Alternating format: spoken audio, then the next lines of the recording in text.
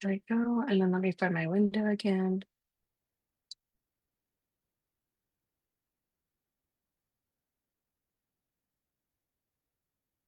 Okay, so I think we're live. I'm getting there again, but I'm pretty sure we're there. So good morning. Happy Monday.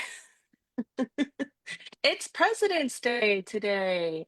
And my kids are not in school, which is such a delight because they haven't already missed like the entire first 2 months of school being sick. Oh man, how's the weather up there? Are you guys getting a lot of snow? Um, we are supposed to get snow on Wednesday.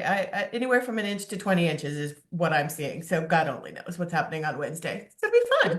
That's a bit vague, but okay. Yeah, Not sure how to prepare, but that sounds great. yeah, exactly. Let's go back to like COVID days. How much toilet paper do we need to buy? Exactly, exactly. And by the way, if you don't have toilet paper hidden in your house because of COVID, I'd be really surprised. I do because I never want to deal Oh with that gosh. again. Yeah, no, me either. Oh gosh, can't believe it's been 5 years. You know, it's crazy. So I remember COVID starting, like the start of it was like the day after I ran the Disney Princess Half Marathon in 2020. And it was like I went running. I was so proud. I flew home, and then that next day there was like the shutdown. And so I decided that I was going to run indoors because I didn't want to die, and I didn't want to stop running for my next race because I wanted to run the wine and dine next. The day that I did my first treadmill run, I stepped off the treadmill, put my foot on a Lego, rolled my ankle, and broke my foot. I had to wear a boot for 8 weeks. Oh dear. I messed up my running schedule. Just a little bit. Just a little bit. How's that running Mhm. going now? Uh, yes, exactly. Oh gosh. Still marketing related, right? Yeah, absolutely. Make smart choices when you try new things. All business advice. Well, I'm excited to be here today. I am having some tech problems this morning, so I apologize that we were hopping on a few minutes late. My mouse on my computer is choosing if it wants to participate, so I was having trouble clicking buttons. But we are here, and we're excited to talk to you guys about marketing and kind of deep dive. Maybe a couple of things that we might find to be helpful for you in your businesses. And so, the first thing I wanted to do is I wanted to open up, and I'm going to see if I can do this from my phone without my headphones disconnecting, but I wanted to open us up to a conversation around marketing needs. There we go. I see us. Okay. I want to open us up to a conversation about marketing needs and really identifying the things that our business needs us to do versus the things that we can be doing. Because a lot of times people will do things based off of what they think they're capable of doing, but maybe they're not really helping their business because they're missing a step or a foundational part of their marketing. And so every business being different sizes, having different audiences and different reaches can really have different core basic needs, depending on whether or not you're a home business, a storefront. Are you a service business? Are you a product business? Are you a combination? Are you an e-commerce business? Are you a life coach? Like, what is it that your business does? And then we can talk categorically about things that you need to have established. The first thing I want to go back over, since we were talking about COVID, is I want to talk a little bit about the changes of Google. So in the beginning of COVID, there were a lot of home businesses established, but home businesses weren't allowed to do Google My Business pages because you had to put your home address into it. And so they weren't allowing you to have one. That's not the same anymore. So, can we talk about that, Heather? Tell me a little Yeah. bit about the transitions you've seen over the last 5 years on Google My Business and how that affects the business. It's a great topic. Thank you. So Mhm. one of the things I want to go just a quick step back further is that the thought process behind the Google My Business profile or Google Business profile is that it was for brick and mortar only and it was for local businesses. Mhm. Obviously, as you mentioned, during COVID, they changed that because so many people couldn't have a brick and mortar or weren't. Right. Um, One of the things that they've implemented is called a service area, But one of the there's two keys that I want to address right here is that your service area, you don't have to put in an address. You don't have to put your home address, which is awesome. Awesome.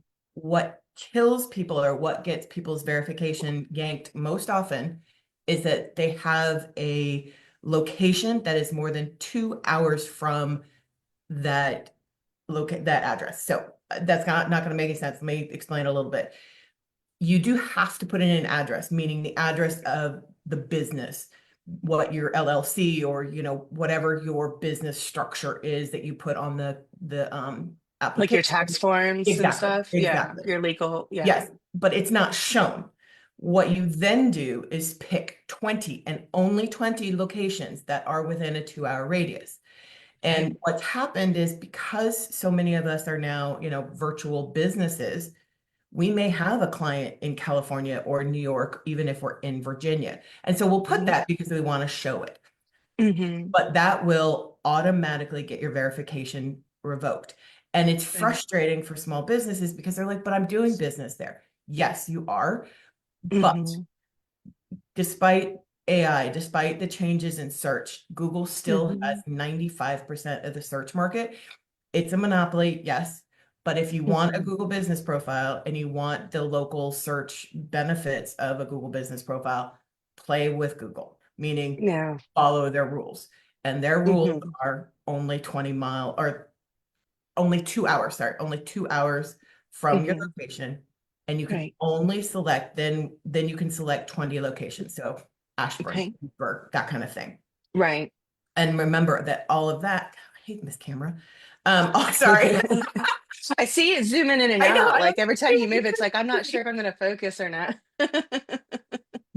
Monday Madness or something with technology. That At any sounds rate, about right. oh my goodness. So those are two things that'll really get you. And the other thing, the reason I'm being so uh, adamant about all of this is that there are ways around it. So there are FAQs or QAs is all they're called in your area, so you can address these things. There's lots of things that you can do to work around it.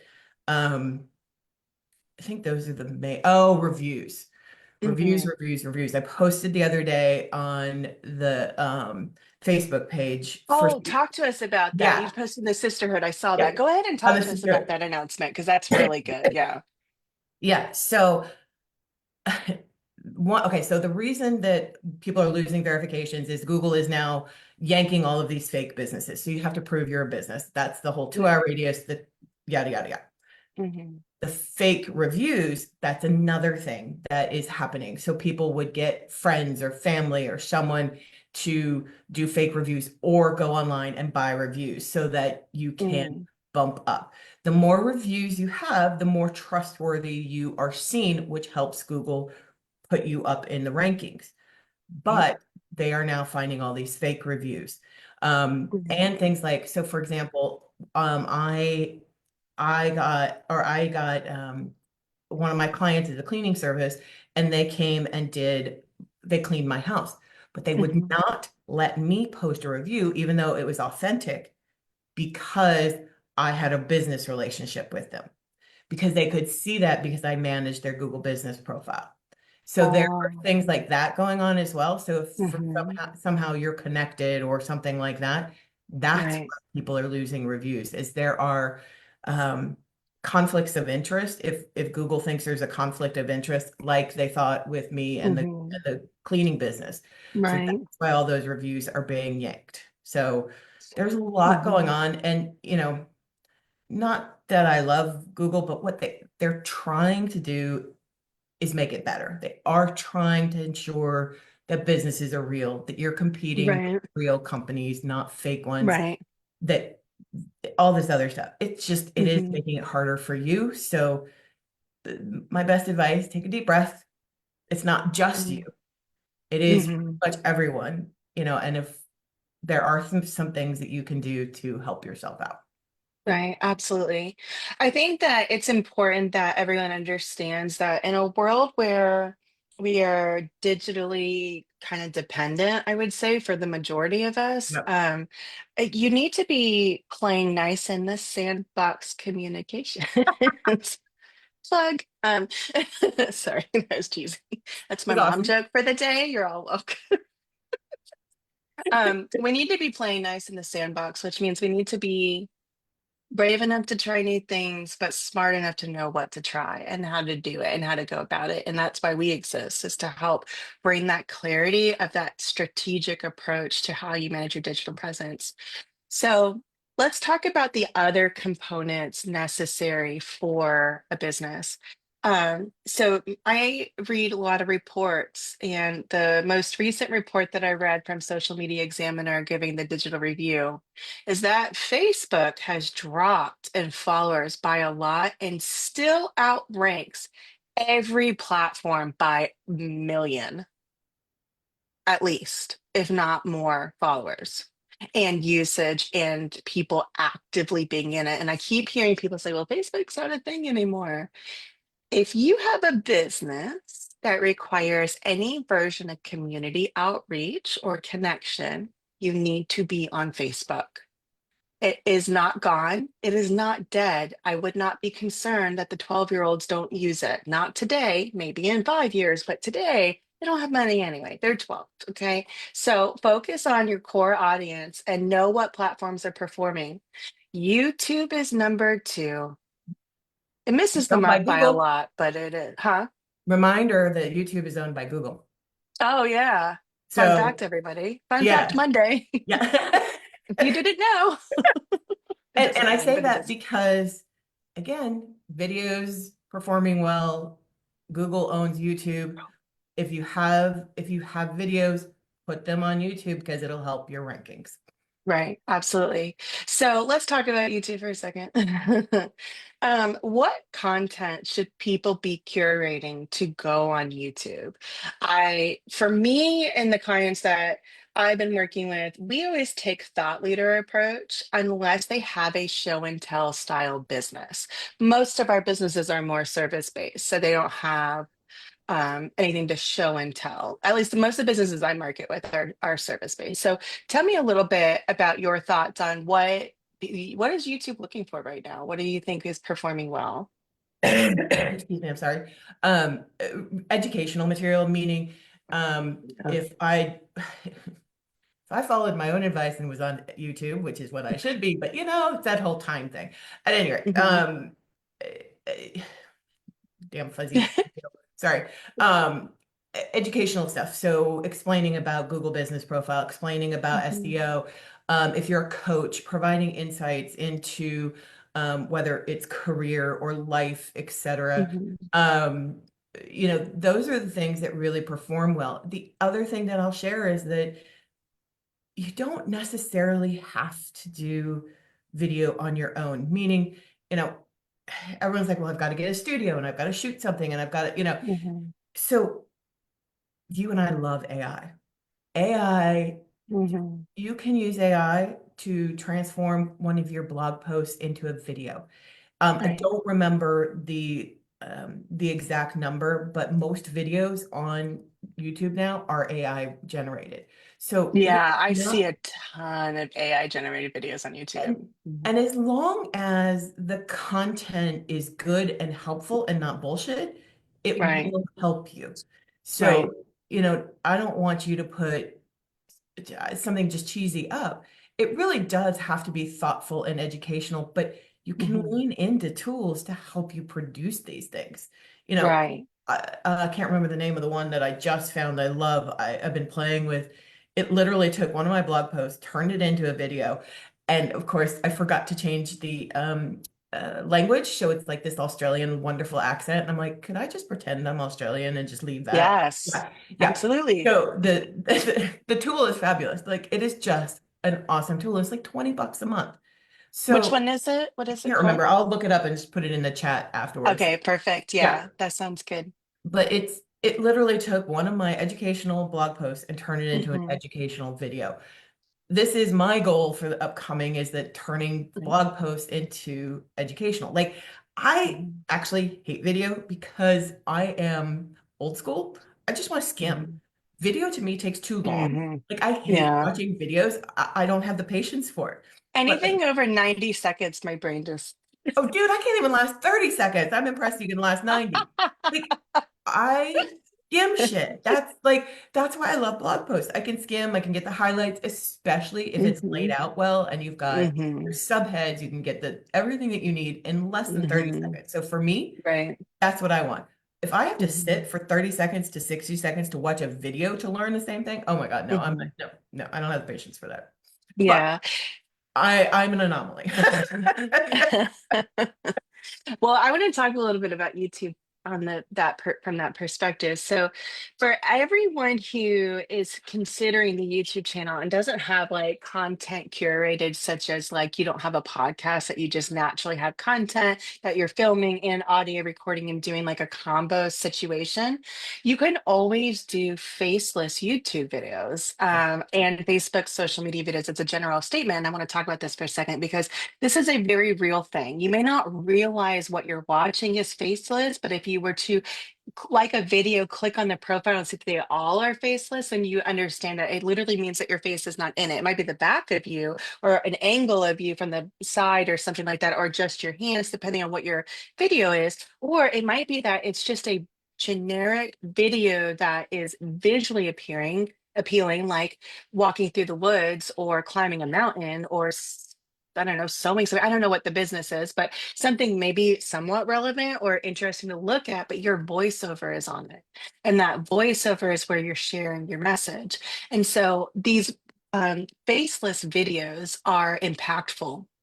If you can take time to script something out and record it on your computer, on your iPhone, your smartphone, excuse me, and then upload it to a generic video like in Canva, you could type in water stream and it'll be a video that just loops. And then you can put your audio on top of it. You can download it, and that can be your video that you go on YouTube. And all it required you to do is to take a few minutes to think about what you're going to say, script it out, and record it without your worrying about what you look like or how you get nervous on camera and all of those things. It's just reading the information and hopefully in a way that doesn't sound like you're reading Yeah, that's necessarily. We want it to exactly sound a key. little bit more personable and stuff. But the faceless YouTube channels are also good. And I want to encourage people like if your um, business is compliance heavy or really is has to be in the informative category, getting really creative about working to generate the first 3 to 5 seconds, the hook, your three talking points, catch. Then the rest of that can be your exposition. But if you don't get them in that first few seconds, you're just not going to get them to the end. And so, one creative way to do this is to work with AI to help you come up with better captions, better hooks, better questions or statements that are like, wait, what? Like you want people to kind of have that response. Good marketing, categorically across the board, stops the buyer in their tracks and makes them go, well, what? Wait, I need that. And that's what we're always going for. So if you don't have a storefront where you can like make something gorgeous and beautiful and like people can walk by and go, yeah, that's exactly what I'm looking for, then we kind of have to do that in a digital way. And that digital way is by words. It's capturing people's needs and being the solution, guiding them to the water so they can drink, so to speak. And doing faceless YouTube channels or social media content as a whole is a great way to practice. And it might work really well for you. You might be surprised at how well it works for you because some people just like to listen. And if you give it like an audiobook style, they might just pull it up and learn whatever you're willing to give them while they're multitasking. And even that is like a really great thing. You think about how many people do that kind of stuff with audiobooks and stuff to help their brain stay active while they're, multitasking. Perceived multitasking can feel good for the brain if you're ADHD. Uh, I love having the layers when I'm working. And so being mindful of that. So we've got Facebook, we've got YouTube. Third highest performing is Instagram. Yep, shocking. So let's talk about Instagram for a few minutes. What trends and what are you seeing on Instagram that is worthy of talking about? Is there anything that you're noticing that's different or any thoughts? Because I will say that if you're doing threads, which is a meta thing on Instagram, that is the last performing social platform. In Yeah. case nobody knew that. It's not performing well. I have a feeling that's going to go away like Vine, RIP, and it just like is not performing well. Well, and I do want to say, and I know we just talked about, or we want to talk about Instagram, but I want to mention TikTok for a second, and I only want to Oh mention it. yeah. I only want to mention it because ever you and I are famous for shiny squirrels. It's just Hmm. part of what we do. Hmm. But so many businesses are like, well, the new thing is TikTok. I've got to be on TikTok. Oh, the new thing is this. I've got to be there. No, you got to be where your audience is. And that, like, I guess Hmm. that's really what I want to make sure that people walk away with. Yes, there's a ton of people on Facebook, Instagram, YouTube. Those are the three big ones. Hmm. So where is your audience? Is your audience on there or are they on LinkedIn? And I'm not suggesting that what you've just said is wrong, but what I really, really want to emphasize is that make sure you know where your audience is, and it's not necessarily the new cool gadget or what have you. But Instagram, Right. obviously Reels, Reels are really Hmm. where, and you can take those Reels and put them on YouTube too. Yes, you can. Hmm. So, there's lots of crossover. That's the other thing. If you do one video, put it on Facebook, put it on Instagram, put it on YouTube. You know, Right. you can put it Absolutely. multiple places. Right. Yeah. So let's talk a little bit about that for a second, because that's a really good point to bring up, is not everybody needs to be on Instagram. Instagram is designed for show and tell. And so, if you're doing Instagram and you're not having a show and tell, most likely you have a more designed Instagram page, like graphically designed, instead of like pictures of products and pictures of the experiences. And we notice as a trend that a lot of the content being produced that is overly designed does not ever perform as well as a photo of you or a picture of people that you're working with or an event that maybe you're overseeing and so on. And so understanding if Instagram is right for you can be a little bit overwhelming if you're not sure if you have that type of business to share. And so just like YouTube, you can have a faceless Instagram account as well. You don't have to have it where it's a bunch of pictures of yourself, but then what you need to understand is you need to understand what content aligns with your audience that allows you to organically achieve three things. You should be always organically growing. You should be always improving on your reach, and you should always be improving on your engagement. So if you're posting consistently and you're not seeing all three of those categories go up, chances are you're not hitting your audience properly. It could be based off of the content. It might just be that your audience isn't on that platform, so no one's resonating with what you're producing. But whatever the reason is for your audience, it's important to know what your audience is interested in understanding and how you can be that solution for them in quick little snippets, whether it's, static posts with really good content written underneath them, or if it's video content as well. Hi, Mister. My dog would like to participate in our Zoom. Welcome. Puppies are Um, always I welcome. I wanted to share something that I think is really interesting, and I'm trying to pull it up right now, but I'm having tech problems today, so give me just a second. Um, let's see. I have a stat I want to share with you, and I'm almost to the page if my mouse would just work. That's why I was having issues this morning. Um, okay, so let me share my screen actually, if it'll let me.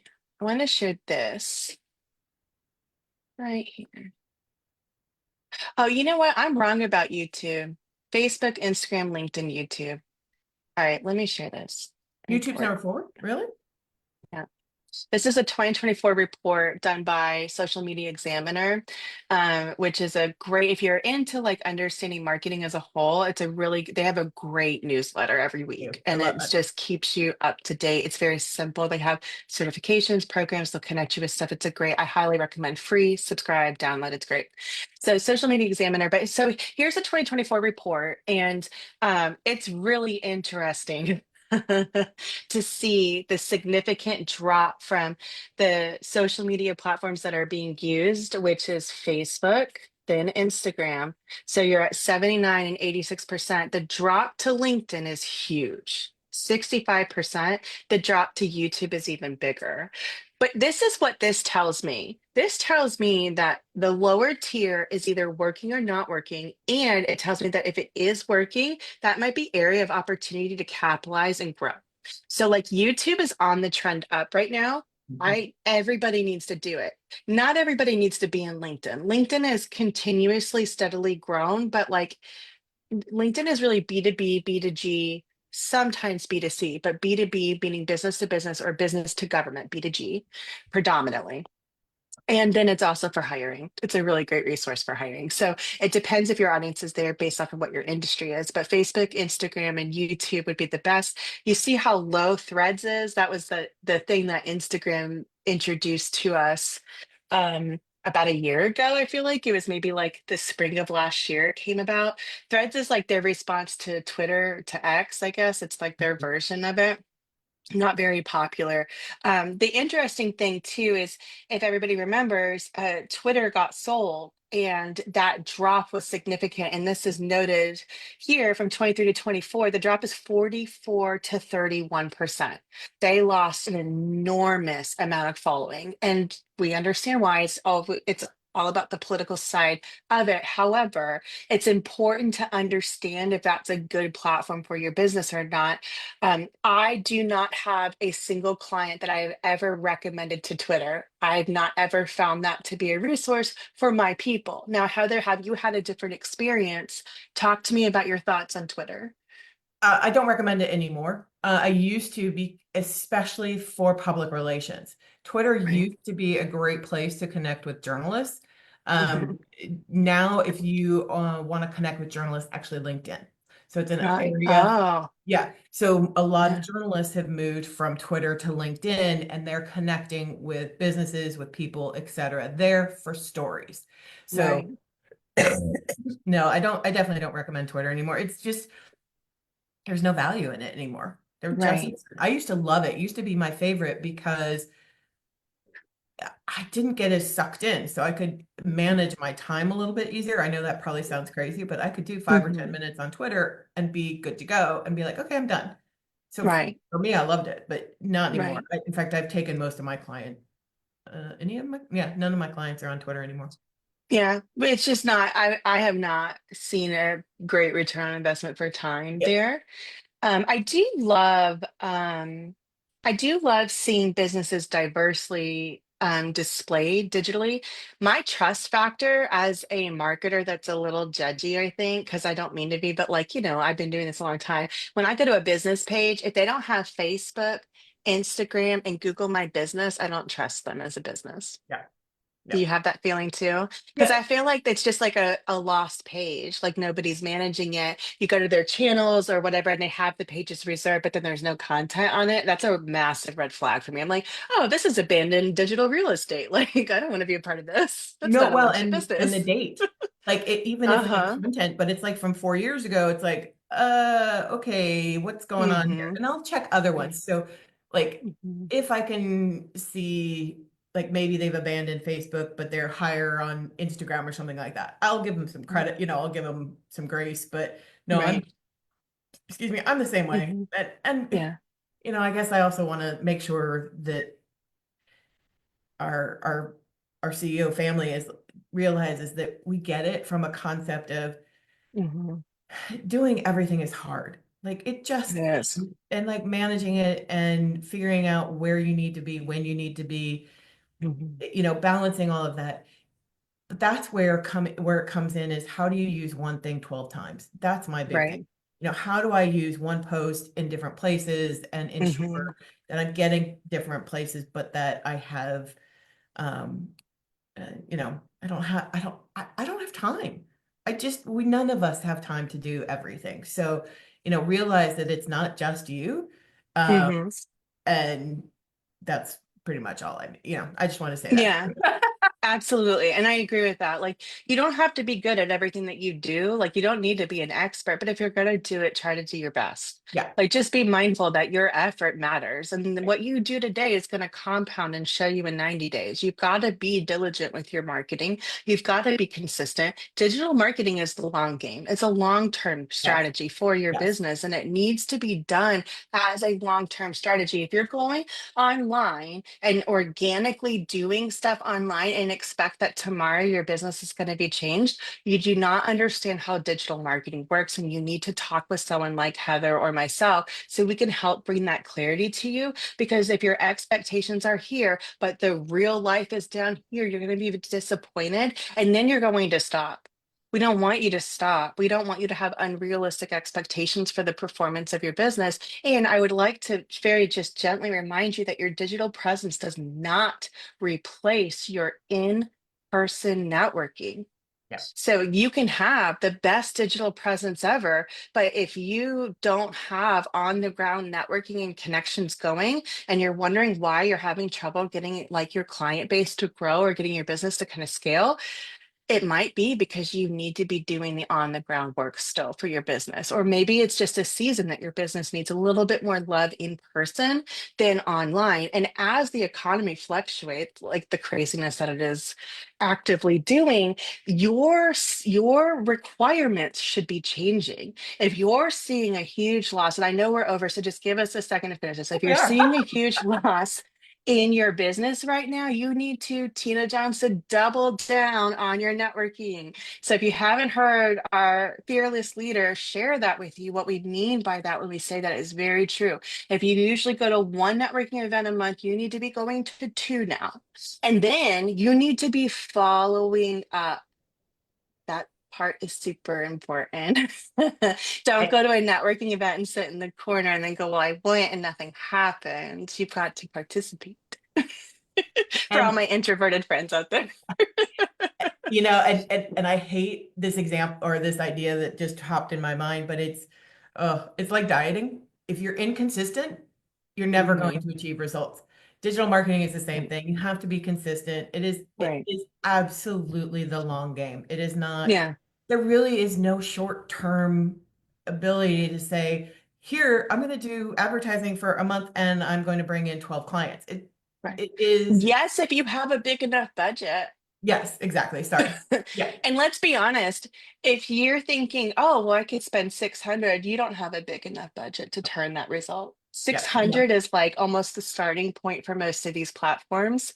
And it people are like, well, that's a lot of money. And it's like, not in the digital space, not when you're competing the way you're competing.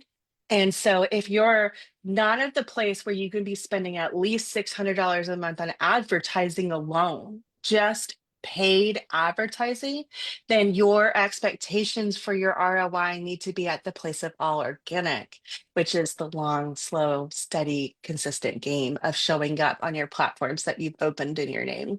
Yep. Awesome. Okay. Well, this was a great conversation. Again, we're sorry for hopping on late, but hopefully we made it up by staying on a little bit longer.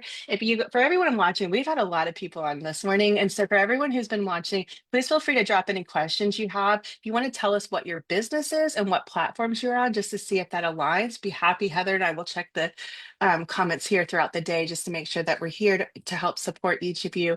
And then also, I just want to put a little plug in for a second. It's We have lots of things happening in the CEO Sisterhood, and for anyone who is a part of our community, please be sure to check the portal and all of the emails that we send you for those activities. We have a workshop coming up, Copy and Connections coming up. Just had our Valentine's Day event, so we have a lot of ways to connect with people and grow deeper in our relationships. But for anyone not a part of the sisterhood, If you are looking for a community of like-minded women who are focused on growth, but also who focuses on the whole woman and the health of the whole woman, we would love to give you an invite to one of our upcoming events. So please drop a comment below. Be happy to message you directly, and we'll give you a little code or something to register for anything that's up and coming. And we will be back next week on Monday. If you have any topics you want to know more about, you can also comment and let us know. Otherwise, we'll just keep going and sharing things that are kind of current and happening in our industry to help give you guys the resources you need to be successful. So thanks for hanging out with us, and we'll see you next week. Bye, Thanks, guys. Heather.